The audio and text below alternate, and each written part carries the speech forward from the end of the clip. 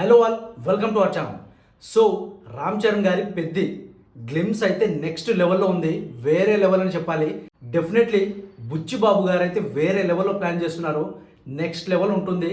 నాకు తెలిసి ఆకలితో ఉన్న రామ్ చరణ్ గారికి, ఆయన ఫ్యాన్స్కి బుచ్చిబాబు గారు అయితే మసాలా బిర్యానీ ప్రిపేర్ చేశారని చెప్పాలి. ఎస్పెషల్లీ మీరు గ్లిమ్స్ చూసుకుంటే ఫస్ట్ షాట్ నుండి లాస్ట్ షాట్ వరకు ప్రతిదీ కూడా నెక్స్ట్ లెవెల్లో ఉంది.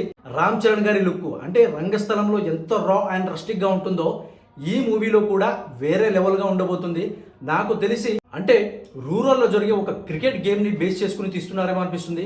అండ్ దీంట్లో ఒక జస్ట్ క్రికెట్ మాత్రమే కాదు, క్రికెట్ అనేది జస్ట్ ఒక ఎలిమెంట్ లాగా అనిపిస్తుంది.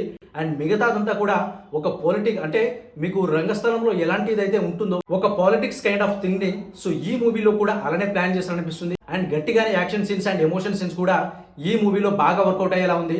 అండ్ గేమ్ చేంజర్ లాంటి డిజాస్టర్ తర్వాత రామ్ చరణ్ గారు తన ఫ్యాన్స్ కోసం ప్రిపేర్ చేసిన బిర్యానీ అయితే ఈసారి గట్టిగానే పేలబోతుందని అర్థమవుతుంది. అంటే ప్రతి షాట్ కూడా నెక్స్ట్ లెవెల్లో ఉంది. అండ్ బుచ్చిబాబు గారు ఒక్కొక్క ఫ్రేమ్ని ఒక్కొక్క షాట్ని ప్రిపేర్ చేసిన విధానం అండ్ ఎస్పెషల్లీ గ్లిమ్స్లో లాస్ట్ షాట్ అయితే ఆ బాల్ని అలా కొట్టే షాట్ అయితే నెక్స్ట్ లెవెల్ అని చెప్పాలి. నాకైతే బాగా ఎక్కేసింది. సో నేనైతే ఈగర్గా మూవీ కోసం ఎదురు చూస్తున్నాను. సో డెఫినెట్లీ ఈ మూవీకి మ్యూజిక్ డైరెక్టర్ ఏఆర్ రెహమాన్ గారి బ్యాక్గ్రౌండ్ మ్యూజిక్ అండ్ సాంగ్స్ అయితే నెక్స్ట్ లెవెల్లో ఉండబోతుందని అర్థమవుతుంది. అండ్ సినిమాటోగ్రఫీ ఎడిటింగ్ అయితే సూపర్గా ఉంది. సో మీరు గ్లిమ్స్లో అబ్జర్వ్ చేస్తే ఆ కలర్ ప్యాలెట్ కానీ ఆ టోన్ కానీ మొత్తం ఒక రంగస్థలం వైపున అయితే తెచ్చింది. సో డెఫినెట్లీ ఈసారి రామ్ చరణ్ గారు అండ్ బుచ్చిబాబు గారు ఇద్దరి కాంబినేషన్లో వచ్చిన ఈ పెద్ద మూవీ అయితే డెఫినెట్గా బాక్స్ ఆఫీస్ని ఎగిరి మింగడంలో ఎలాంటి డౌట్ అయితే లేదు.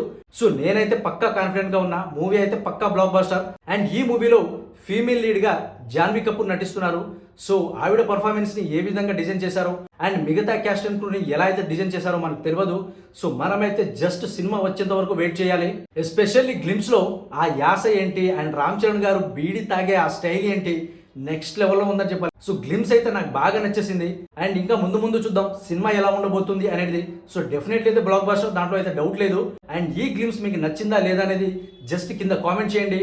అండ్ మన ఛానల్ని సబ్స్క్రైబ్ చేసుకోండి.